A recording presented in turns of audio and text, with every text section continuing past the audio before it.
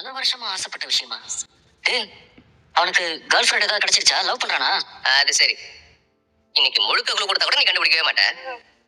நானே சொல்றேன். ஐயோ, சொல்லுடா. பலூனோட அம்மாவை நான் கண்டுபிடிச்சிட்டேனே. என்னடா சொல்ற? அவங்க நீ பாத்தியா? ஆமாண்ணே, பார்த்தேன். அவங்க இங்க சென்னையில தான் இருக்காங்க.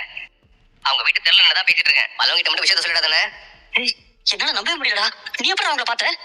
அது 2 நாளைக்கு முன்னாடி அவ ஏற்கனவே பல்லவ அம்மாவை போட்டோல பாத்திருக்கால. அதை வச்சு அவங்கள தான் பார்த்தேன்னு சொல்லி அடிச்சு சொல்லிட்டு இருந்திருக்கா. ஆனா அவ சொன்னதுல இருந்து விடாம 2 நாளா தேடி இப்ப அவங்க வீட்டை கண்டுபிடிச்சிட்டேன். 2 நாளா தேடிட்டு இருக்கேன்னு சொல்ற? ஏன்டா என்கிட்ட சொல்லவே இல்ல? அவங்க எங்கடா இருக்காங்க? இப்ப என்ன பண்ணிட்டு இருக்காங்க?